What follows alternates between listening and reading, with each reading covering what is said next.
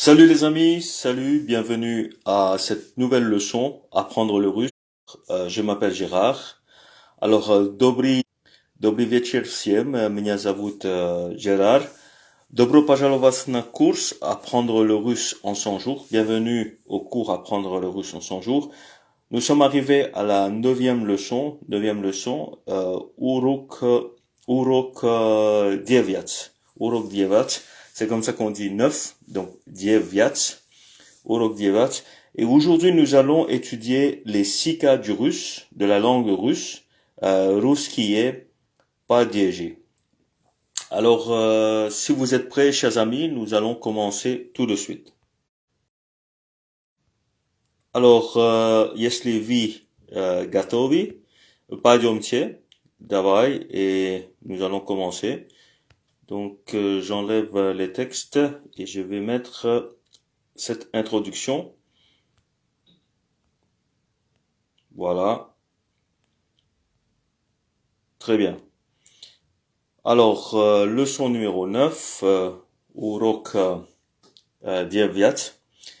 Les 6 cas du russe ou de la langue russe, русские падежи, падежи. Alors, падеж, c'est au singulier et падежи, c'est au pluriel. Alors, voilà. Maintenant, vous pouvez le voir à l'écran. Je m'excuse. Alors, comprendre le système de déclinaison, systema падежей, le système des cas, au fait. Donc, il y a un autre mot pour dire déclinaison dans la langue russe. Mais aujourd'hui, pour faire simple, donc nous allons nous concentrer sur le mot падеж, qui veut dire cas. Donc, peut-être que certains d'entre vous ne savent pas c'est quoi un cas dans une langue. Donc, il y a plusieurs langues qui utilisent des cas, par exemple l'allemand, le letton et le russe. Donc, je n'ai pas étudié d'autres langues qui ont des cas, mais donc le russe a des cas. Alors, nous allons utiliser le mot, encore une fois, падеж, et nous n'allons pas parler de déclinaison. Cela sera étudié une prochaine fois. Mais nous allons essayer de comprendre le système de déclinaison, ou plutôt le système des cas, systema падежей, le système des cas. Alors, сегодня мы учим русские падежи. Alors, aujourd'hui, сегодня, vous connaissez déjà ce mot. Сегодня veut dire aujourd'hui. Мы учим, on apprend les cas russes, русские падежи. Alors, une introduction. C'est quoi un cas? C'est ce que nous allons voir tout de suite. Alors, j'enlève ça et je vais mettre le nouveau texte.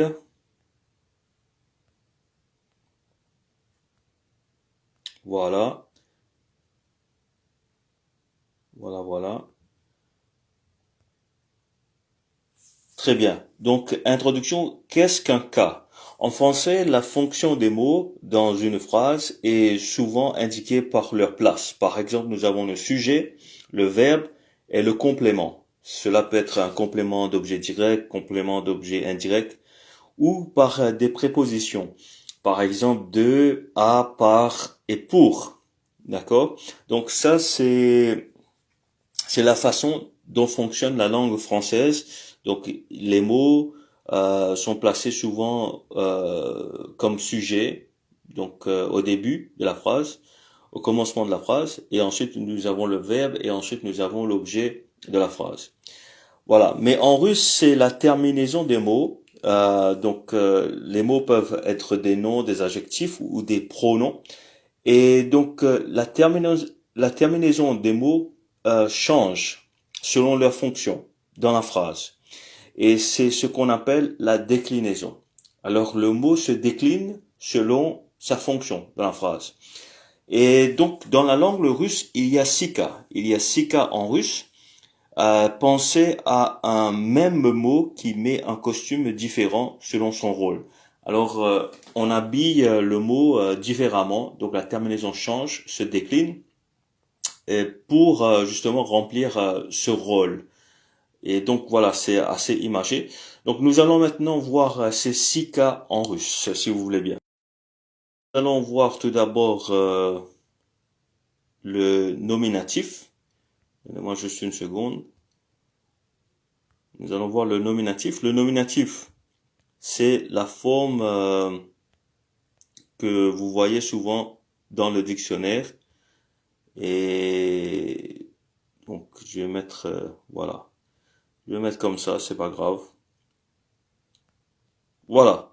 Alors nous allons commencer par le premier cas qui est le nominatif. Le nominatif. Et en russe, cela se dit imienitelny. Imienitelny. Imienitelny. Alors c'est la forme, c'est le cas nominatif. Et le sujet, on peut savoir qui est le sujet en posant des questions comme kto. On a vu ça hier dans la leçon. Kto c'est qui et shto c'est quoi. Alors kto, qui et shto, quoi. Nous avons ici un exemple, par exemple mama doma. Mama doma. Alors doma ça veut dire à la maison, à la maison. Dom c'est une maison, mais à la maison, chez soi, donc c'est doma. Alors mama doma, maman est à la maison.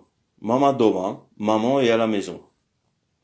Alors ici maman est le sujet, donc c'est écrit à la forme nominative, à la forme nominative. Donc maman est le sujet, on écrit à la forme nominative. Et maman est où? Maman est à la maison. Et à la maison. Alors dom est un autre mot dans la phrase et qui est justement à la forme, je dirais pas locative, mais génitive. Mais pour l'instant, on va se focaliser plus sur le mot mama, qui est maman. Alors mama, gdzie mama, mama doma.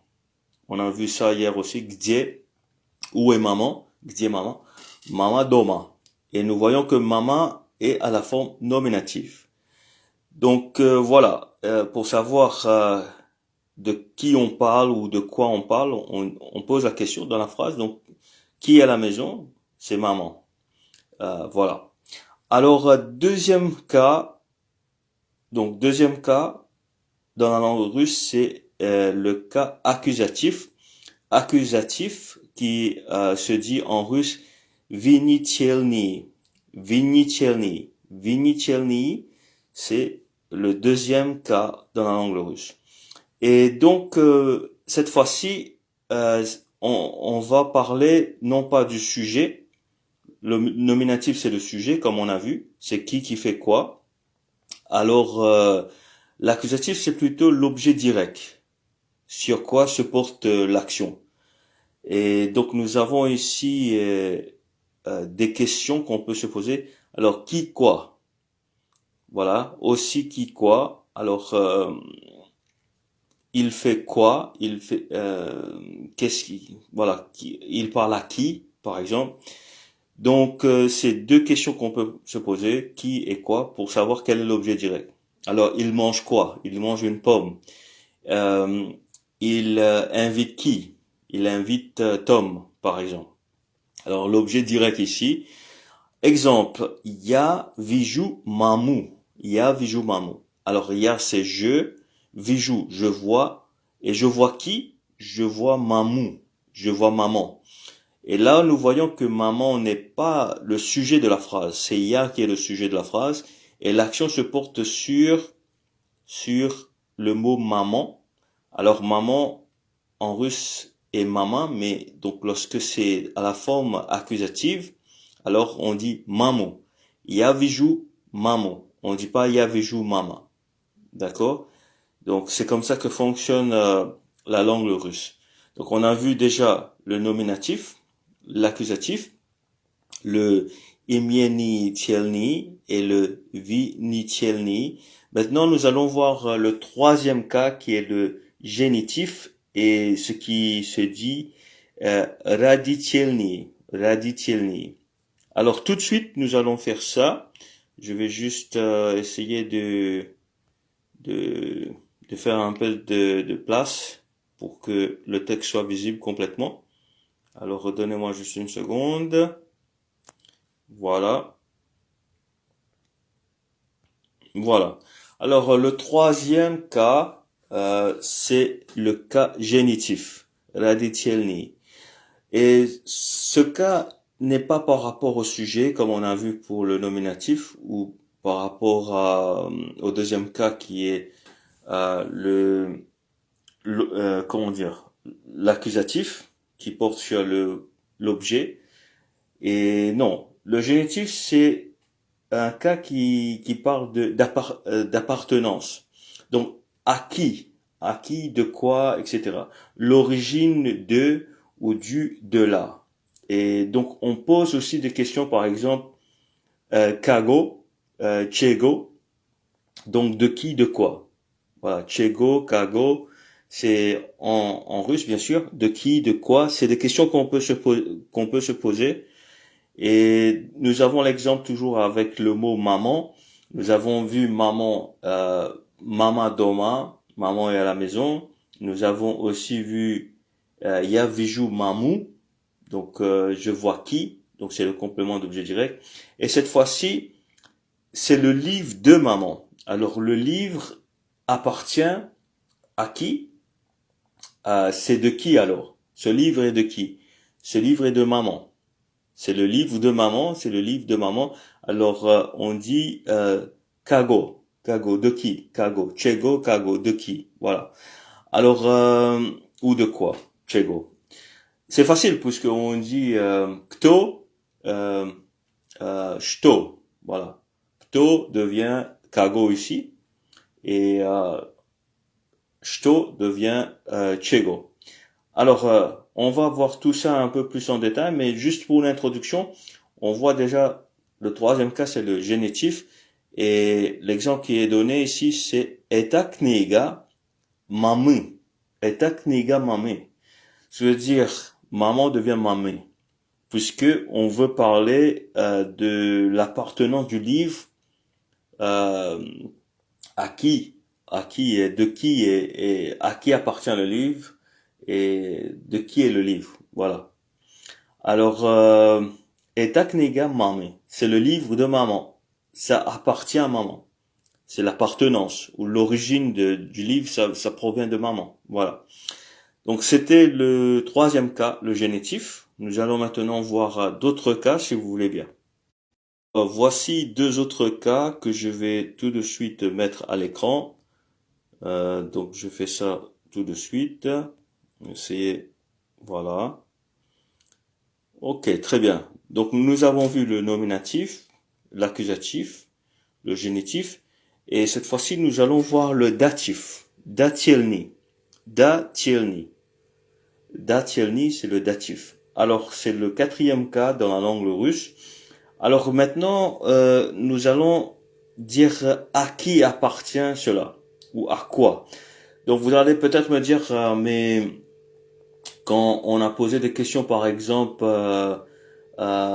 kago ou chego, donc de qui ou de quoi. Donc j'ai parlé d'appartenance et je dis c'est à qui ce livre, c'est à maman par exemple. Mais c'est le livre de maman. Il faut faire la distinction entre le datif et aussi l'accusatif. Donc le destinataire, l'attribution a. Donc je veux dire, on veut donner la chose à qui, on veut donner euh, le livre à qui. Donc c'est le livre à toi. Je veux donner un cadeau à qui, par exemple. Voilà. Alors ici, on va pas dire kago ou chego, on va dire kamu et chemu. Kamu et chemu. À qui on va donner la chose et à quoi on va faire la chose, par exemple. Exemple, ya dayu knigu mamie. Mamie. Maman devient mamie ici. Donc, ya dayu knigu mamie. Alors, je donne le livre à maman. À qui je donne le livre? À maman. Maman, c'est maman. Mais vu que le nom ici donc remplit le rôle du destinataire, de celui qui reçoit, alors on doit mettre à la forme dative, et donc mama devient mamien.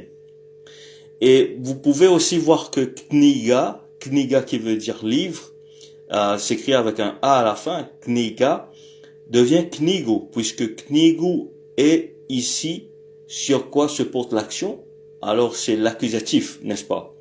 Donc c'est le complément d'objet direct. Alors ya, dayu, je donne quoi? Je donne le livre.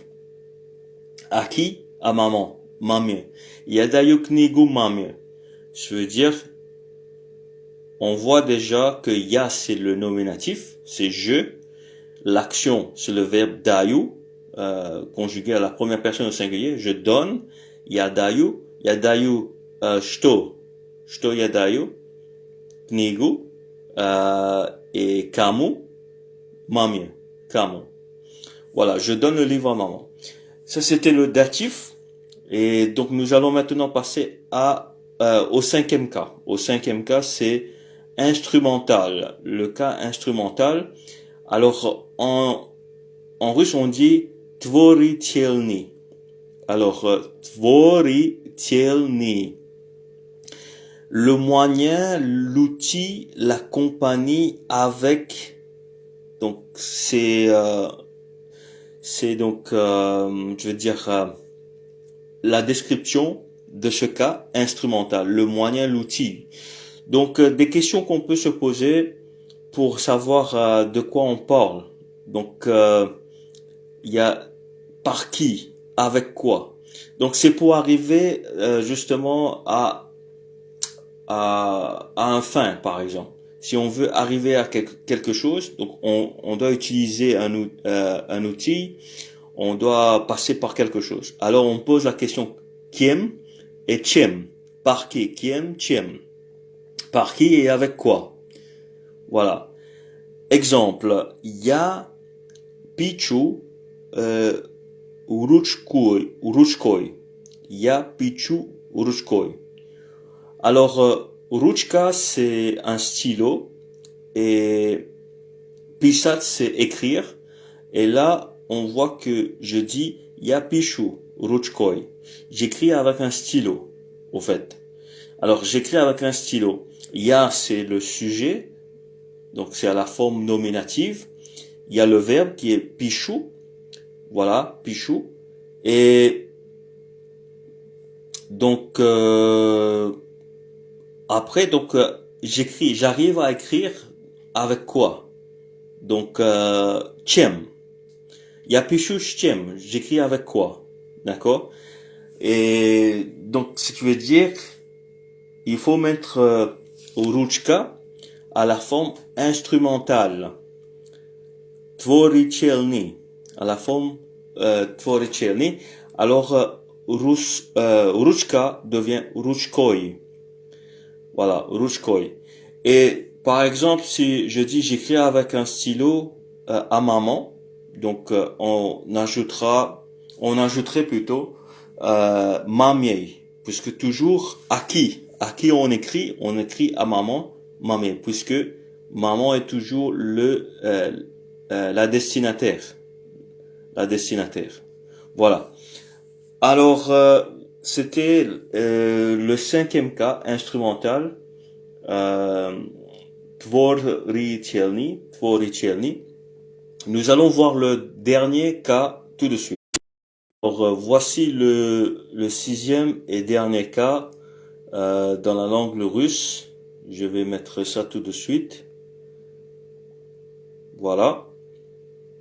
Alors, pour rappel, nous avons vu le nominatif, l'accusatif, le génitif, le datif, l'instrumental. Et maintenant, nous allons voir le sixième cas qui est le prépositionnel. Le prépositionnel predložný. Voilà. Predložný. Prépositionnel. C'est le sixième cas de la langue russe. Predložný. Alors, cette fois-ci, on emploie ce cas lorsque on parle du lieu le lieu, le thème, toujours avec une préposition. Donc prépositionnel implique qu'il y a bien sûr une préposition, par exemple sur, à, en, de, etc. Lieu ou thème. Donc on est en train de parler de quoi. Voilà. Et il y a des questions qu'on peut se poser pour savoir si c'est prépositionnel et sur comment on doit justement décliner le mot et quel mot au fait il faut décliner. Alors okum, okum et chom, de qui et de quoi. Voilà. Lorsqu'on parle, on parle en langue de qui et de quoi. Okum, ochom, okum, ochom. Alors c'est assez difficile de se rappeler même des questions puisque si on n'est pas russe, on n'a pas été élevé avec la culture russe, avec la langue russe. Le russe n'est pas notre langue maternelle. Alors c'est assez difficile, mais croyez-moi que si on pratique un peu, on va pouvoir y arriver et c'est pas aussi dur que on le pense. Alors exemple, yadomayu o mamie. Yadomayu o mamie. Alors ici, on a déjà vu que le datif, pour le datif, mama devient mamie. Et on voit que c'est à la même forme, sauf que c'est précédé, voilà. Non, c'est précédé par o. Il y a un o juste avant mamie, puisque c'est à la forme, je veux dire c'est à la forme prépositionnelle. Yadomayu o mamie. Je pense à maman. Je pense à maman. J'ai pas donné quelque chose à maman, mais je pense à maman. Donc voilà, c'est le thème. On va dire toujours c'est pas juste le lieu, mais c'est aussi le thème. Voilà, lorsqu'on décrit le cas, on parle du lieu et du thème. Voilà. Donc les amis, c'était une introduction. Je sais que très probablement vous n'avez pas tout assimilé. Vous n'avez pas tout assimilé, mais assimilé on dit, voilà, assimilé. Vous n'avez pas tout assimilé. Et donc on va revoir tout de suite un peu plus en profondeur, un peu plus en détail ces 6 cas. Alors à tout de suite. Donc je vais enlever ça et je mets la première partie. On va revoir le nominatif, d'accord? On va revoir le nominatif et on va voir un peu à quoi ça sert et tout. Alors le nominatif, imieni chelni, padiesh, ça veut dire donc le cas nominatif. Le cas nominatif, imieni chelni, padiesh. Alors c'est quoi ce nominatif? Encore une fois, c'est le sujet. C'est le cas du sujet. C'est la forme dictionnaire du mot. Donc lorsque vous ouvrez un dictionnaire pour chercher un mot, vous allez voir le mot dans sa forme nominative. C'est comme ça qu'on l'appelle. On a nominatif, voilà. Le nominatif, ça veut dire que c'est le nom de quelque chose, voilà. C'est la forme dictionnaire du mot, c'est le sujet de la phrase, celui qui fait l'action. On a vu ça. Et comme astuce, donc ce que je peux vous donner, c'est il faut se poser des questions. Par exemple, cela répond à qui est-ce qui? Qui est-ce qui? Voilà. Ou qu'est-ce qui? Qui est-ce qui et qu'est-ce qui?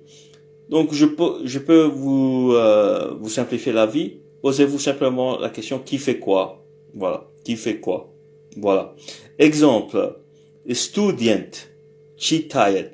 Student chitayet. L'étudiant lit. Alors, student, ça veut dire étudiant. Chitat, c'est lire. Et là, donc, l'étudiant lit. Student chitat. Alors, d'après vous, quel est le mot d'après vous qui est à la forme nominative? Il y a juste 2 mots.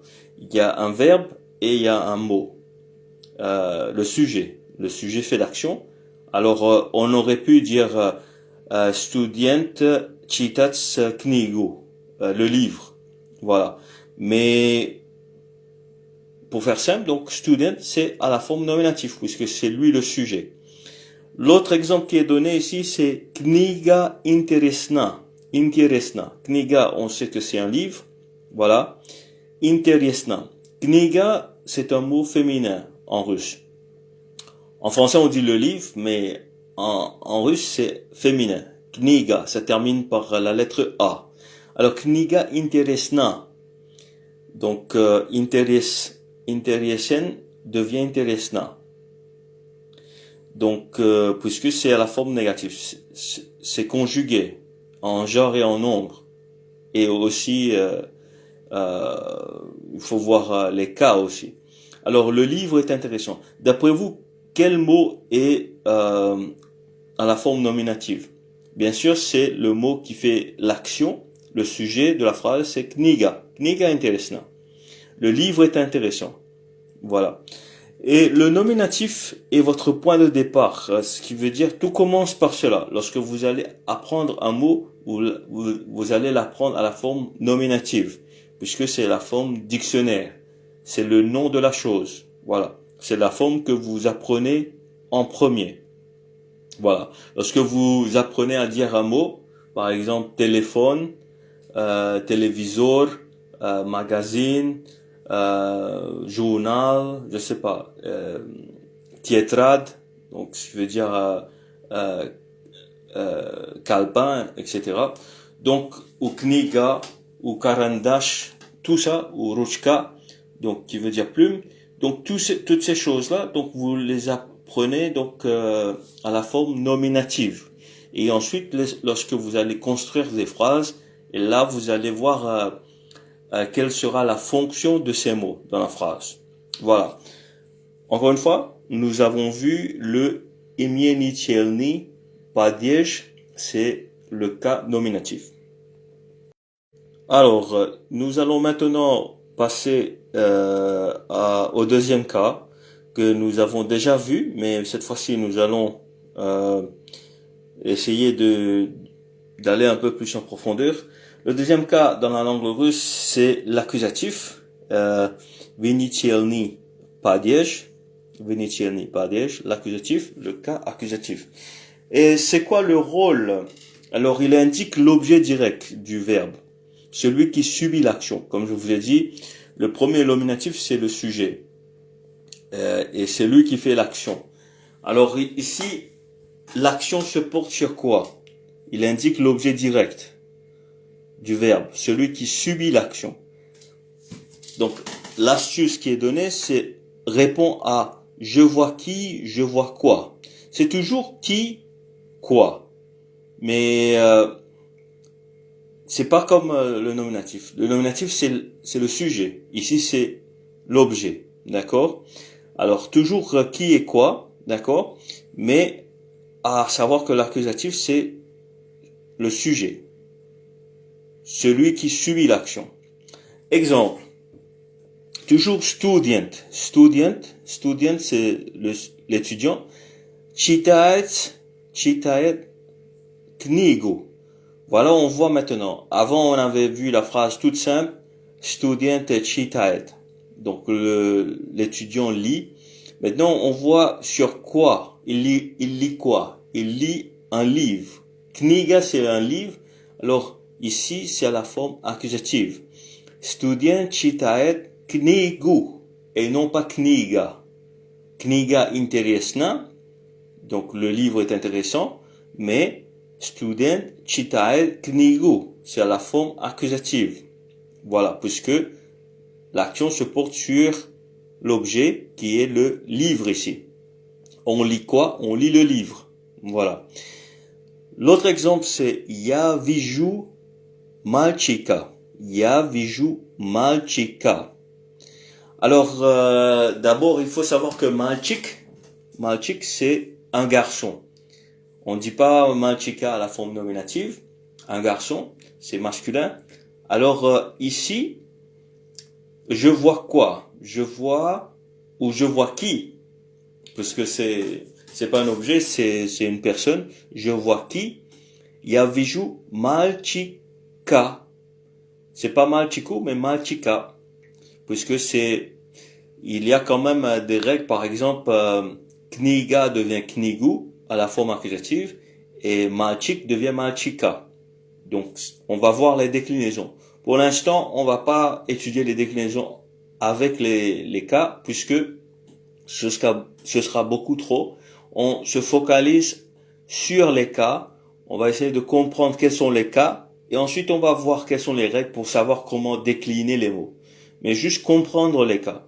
Quel est le cas nominatif? Quel est le cas accusatif? Ainsi de suite. Alors, Yaviju malchika est un malchik, c'est un garçon. Yaviju malchika. Voilà. Puisque c'est la forme accusative. Alors, comment le former? Souvent, pour les noms inanimés, donc choses, les objets, l'accusatif est identique au nominatif. Donc, ça veut dire que ça change pas. Mais malchik n'est pas un objet. C'est pas quelque chose d'inanimé. C'est animé. Pour les noms animés, personnes, animaux, il est souvent identique au génitif. C'est-à-dire le génitif et l'accusatif, le mot va être pareil pour le génitif et l'accusatif. Pour les noms animés, par exemple, les personnes et les animaux. Donc c'est une règle simplifiée mais très utile pour commencer. Donc cela va nous donner, cela va nous aider, cela va nous être utile pour débuter dans la langue russe. Alors passons maintenant, si vous voulez bien, au troisième cas. Est-ce que vous vous rappelez c'était quoi? Je pense que c'était le génitif. Alors, je mets le texte tout de suite, immédiatement. Et voilà, et voici et voilà. Alors ce texte est un peu plus long, donc je ne sais pas si voilà, on va par la suite faire monter le texte. Alors le troisième cas c'est le génitif. Родительный падеж. Родительный падеж. Родительный падеж, c'est le génitif. Alors le génitif, on a déjà vu, c'est le livre de maman, par exemple. Cela appartient de maman, la provenance, etc. Alors c'est pas à qui on donne le destinataire, c'est plutôt l'appartenance, l'origine. C'est un cas très important avec plusieurs usages. Ce qui veut dire on utilise le génitif très souvent. C'est la forme la plus utilisée, je pense, avec le nominatif bien sûr, la forme nominative. Donc première utilisation, c'est l'appartenance. Kniga studienta. Par exemple, on a vu kniga, kniga. euh, pour maman, qu'est-ce qu'on avait dit? Student, studenta, student. Mamé, je pense. Kniga mamé. Ouais. Dom mamé, la maison de maman. Mamé, voilà. Exactement. On voit, heureusement qu'on a aussi cet exemple. On voit que ça change. Alors, kniga studenta. On a vu student. Student, c'est le mot. Student, c'est le mot nominatif, à la forme nominative. Et ici, il n'est pas l'objet. Il n'est pas l'objet. Il n'est pas, pardon, le sujet non plus. Puisque le livre de l'étudiant. On parle de livre ici. Mais on veut dire la provenance. Donc, le livre de l'étudiant. Voilà. Donc, kniga studienta. Ce qui veut dire, c'est le livre de l'étudiant. Voilà, l'appartenance. Et deuxième exemple, dom mami, la maison de maman. Dom, on avait vu mama doma. Maman est à la maison, mama doma. Ici, on voit la forme nominative du mot maison. Dom, c'est pas doma. Doma, c'est à la maison. Alors, dom, mamé, la maison de maman. Voilà. Et ça, c'est c'est le premier usage, on va dire. Donc, il y a plusieurs usages. Donc, le premier usage, c'est l'appartenance. Pour indiquer l'appartenance, on utilise le cas génitif, la forme génitive. Alors, deuxième usage, c'est la négation. Lorsque on met à la forme négative, donc là, il faut utiliser le génitif. Alors, la négation, il n'y a pas de quelque chose. Il n'y a pas de sucre. Il n'y a pas d'eau. Il n'y a pas de problème, etc. Alors, u меня нет книги. Je n'ai pas de livre. Je n'ai pas de livre. Alors, kniga devient kniги. Voilà. Kniga devient kniги. У меня нет книги. D'accord? Et есть, non, здесь, vous savez ce mot, hier on a vu tout здесь, pendant la 8e leçon. Donc здесь нет студента. Il n'y a pas de livre. Il n'y a pas de livre ici. D'accord? Voilà, здесь нет студента. Il n'y a pas d'étudiant ici plutôt. Il n'y a pas d'étudiant. Student devient studenta. D'accord? C'est à la forme génitive. Le génitif. Здесь нет студента. Voilà. Si on dit здесь student, donc il y a des étudiants, studenti. Donc si on dit studenti, ça veut dire il y a des étudiants, d'accord? Mais là on dit studenta, d'accord? Et quelque chose que j'aimerais vous dire, c'est que il faut savoir que bien sûr il y a le singulier et le pluriel, et les mots vont changer de terminaison aussi. Donc des fois on va croire que c'est au pluriel, mais il faut comprendre justement les cas. D'où l'intérêt d'étudier cette partie. C'est essentiel de comprendre la grammaire, les cas, puisque ça nous permet de comprendre la langue, comment ça fonctionne. Alors, on va aller de l'avant. Troisième utilisation ou usage, c'est la quantité. Un peu de ou beaucoup de. Donc, pour indiquer la quantité. Alors, comment on dit un peu de ou beaucoup de? Donc, niskolka ou mnoga. Donc, c'est des mots qu'on entend souvent en russe. Alors, mnoga vody. Mnoga vody. Mnoga, ça veut dire beaucoup. Mnoga. Des fois, on entend chut-chut, ça veut dire un peu, chut-chut. Nimnoga. Nimnoga, c'est peu. Nimnoga. Noga beaucoup, nimnoga peu. Alors, noga vody, nimnoga vody. C'est pareil. Donc, voda, c'est la forme nominative, et vody, ici, c'est la forme génitive, puisque on parle de la quantité. Noga vody. Et chashka chaya. Une tasse de thé. Alors, ici, chai, c'est le mot pour dire thé, chai, et chashka, c'est une tasse. Chashka, chaya, c'est une tasse de thé. C'est pas vraiment, je pense, c'est pas vraiment la quantité ici. C'est plutôt l'appartenance. C'est quel type de tasse c'est. C'est une tasse de thé. C'est comme pour demander la question, quel type de livre c'est. C'est le livre de l'étudiant. C'est pour savoir à qui l'origine et tout.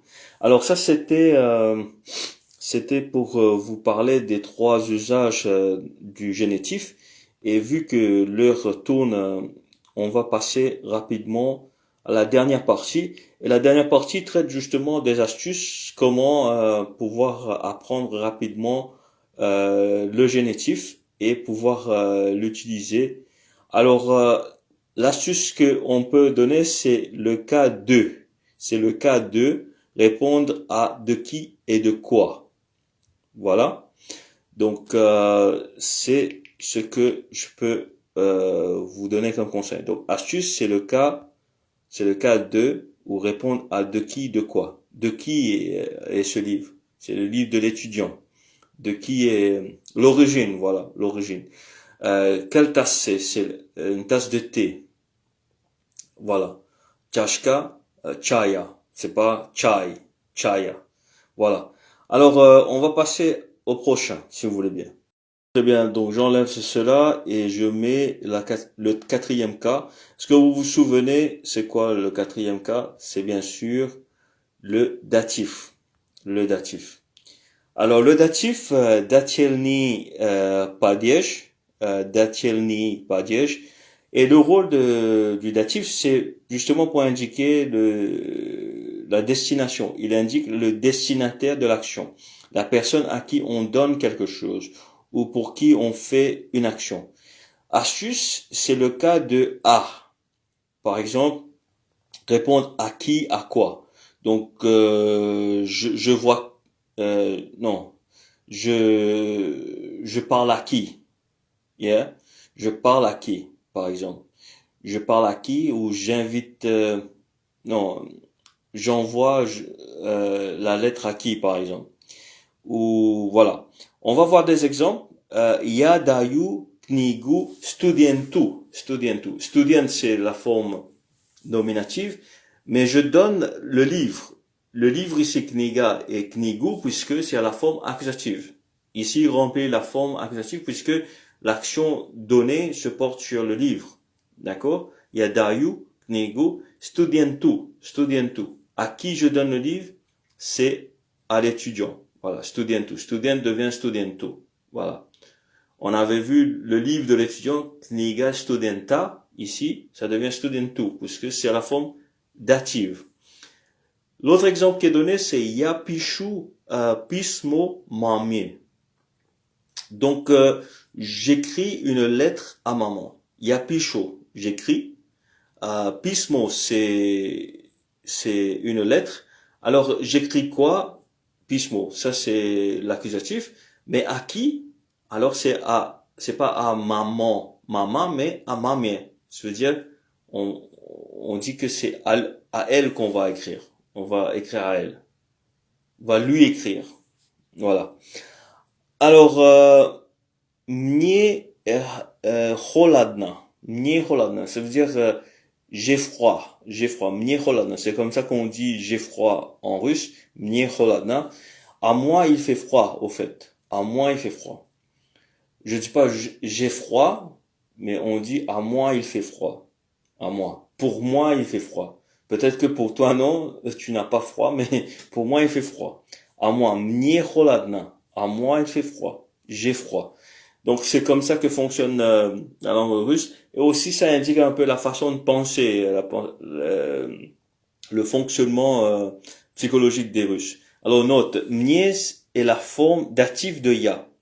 Alors quand on veut dire je à la forme datif, je veux dire que à moi c'est à moi. Donc мне холодно, d'accord? Мне жарко, j'ai chaud, j'ai froid. Donc on va utiliser мне. D'accord. Voilà, ça c'est très important puisque on dit toujours j'ai ça, j'ai ça, j'ai ça. Il faut savoir que c'est pas ya, c'est nier. D'accord? Puisqu'il faut utiliser le datif. Alors, très très bien, on va passer au prochain, le cinquième. Voilà, voilà. Donc j'enlève le quatrième, je mets le cinquième tout de suite. Et le cinquième est juste là. Je le mets tout de suite. Très bien. Alors le cinquième, c'est l'instrumental, le cas instrumental, et tvoritelny. Tvoritelny padiesh. Tvoritelny padiesh. Instrumental, ça veut dire grâce à quoi? On a vu ça, donc j'écris avec quoi? J'écris avec un stylo. Voilà. Et donc ruchka devient ruchkoi, je pense, quelque chose comme ça. Alors, on voit le rôle, l'outil ou le moyen avec quoi on fait l'action. Donc, j'écris avec quoi, je, je, je vois avec des lunettes ou j'étudie avec des livres, etc. Alors, et aussi la compagnie. Donc, avec qui on fait l'action. Par exemple, je pars au parc, je vais au parc avec mes amis, au cinéma avec mes amis, j'étudie avec mes copains, etc. Astuce, c'est le cas du avec ou par. Donc, à travers quoi? À l'aide de quoi? À l'outil, avec l'outil, avec quel outil? Réponds à, avec qui? Avec quoi? Voilà. Alors, il faut juste comprendre, l'instrumental, c'est à travers quoi? Ou avec quoi? Exemple. Я пишу ручкой. Voilà, ручкой. Ручка, ручкой. Я пишу, j'écris. J'écris avec quoi? Donc, on se pose la question toujours, j'écris avec quoi? J'écris à qui? Donc, mamie. Donc, ça c'est datif. Mais ручкой ici, c'est instrumental. Voilà, c'est instrumental puisque c'est l'outil ici. C'est ce qui permet de faire l'action. Alors l'autre c'est ya idu ve knigo strugom, avec des amis. C'est avec, le C c'est avec. Alors ya idu, je pars ou je vais au cinéma. Ve knigo, kino, pardon. Ya idu ve kino, c'est drugom. Alors ve kino c'est je pars au cinéma. Je pars au cinéma. Yaidu Veknigo. Avec qui? C'est drugom. Il y a quand même une préposition. Donc c'est. Alors c'est indique que c'est avec. Alors que il y a pichou au ruchkoi. Donc on ne met pas c'est au ruchkoi avec un stylo. Donc ça c'est la différence. Mais avec un ami drugom. Drug c'est un ami à la forme nominative. Drug. Mais ici, c'est drugom. Drugom. Alors, ça, c'est pour indiquer l'instrumental. Voilà, la forme instrumentale. On rabotaet uchiteliem. Uchiteliem. On rabotaet, donc il travaille. Alors, il travaille comme professeur. Uchiteliem. Utitiel, c'est enseignant, utitiel. Alors, utitieliem, c'est comme enseignant. Il travaille, c'est un peu le rôle. Alors ça, c'est assez nouveau pour moi aussi, qui apprend le russe. Donc, utitieliem. Donc, il faut utiliser l'instrumental ici. Il travaille comme quoi? Il travaille comme professeur. Alors, quand on dit comme professeur, alors utitiel. On utitiel, mais il travaille comme professeur utitieliem. Voilà, ça change. On va tout de suite voir le sixième et le dernier cas en profondeur, et ensuite on va s'arrêter. Alors, à votre avis, qu'est-ce qui nous reste? On a vu le nominatif, on a vu l'accusatif, on a vu le génitif, on a vu le datif, on a vu l'instrumental. Qu'est-ce qui nous reste d'après vous? Il nous reste le prépositionnel. Le prépositionnel. Prédolgénie, pardon, prédlognie, prédlognie, падеж, excusez-moi, извините, друзья. Alors, предложение, предложение, предложение, падеж. Donc, assez difficile. Le prépositionnel. Предложение, падеж. Alors, quel est le rôle du prépositionnel? Rôle important. Ce cas n'existe jamais seul. Il est toujours précédé d'une préposition. On a vu que pour l'instrumental, des fois on a par exemple le S qui veut dire avec. Mais donc le prépositionnel, obligatoirement, il faut avoir une préposition. Alors, et toujours, je souligne bien, toujours précédé d'une préposition. Usages principaux. Donc les usages principaux, parler de quelque chose ou de quelqu'un avec la préposition o ou ob. Alors ça c'est des propositions o ou ob. Я думаю об работе. Alors je pense au travail. Я думаю, c'est-à-dire je pense. Je pense au, c'est au работе. Работа, c'est le travail à la forme nominative, et ici ça devient работе, puisque c'est prépositionnel. Mi gavarim au filme. Filme. Mi gavarim au filme. Donc, gavarat, c'est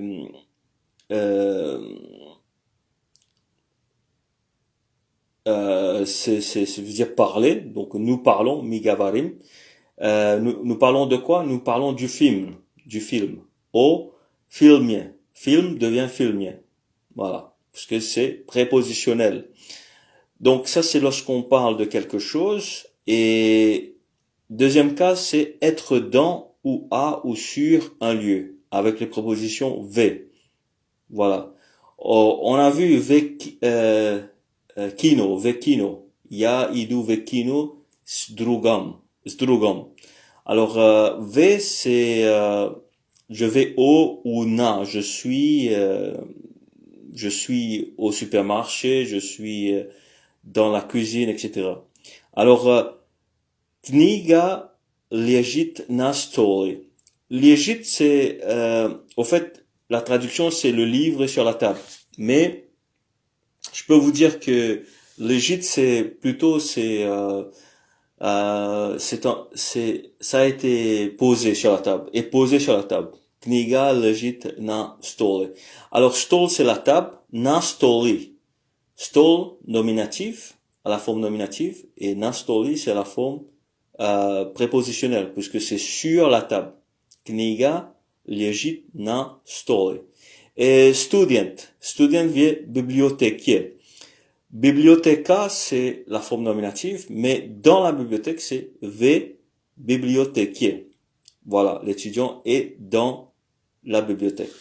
Et pour finir, donc on va juste voir les astuces et je dois rapidement mettre fin à cette leçon puisque il y a pas beaucoup de temps qui reste. Astuce, c'est le cas de la réflexion, penser ou parler et du lieu. Donc c'est le cas de la réflexion c'est-à-dire penser ou parler de quelque chose où est-ce que vous vous trouvez, du lieu. Voilà les amis, donc nous sommes arrivés à la fin. Урок уже закончен. Donc это все на сегодня. Donc pour aujourd'hui, ce sera tout. Et donc on se verra très prochainement. Donc совсем, comment dire, совсем скоро. Donc да совсем скоро, до свидания, друзья. И пока-пока. Спасибо. Спасибо.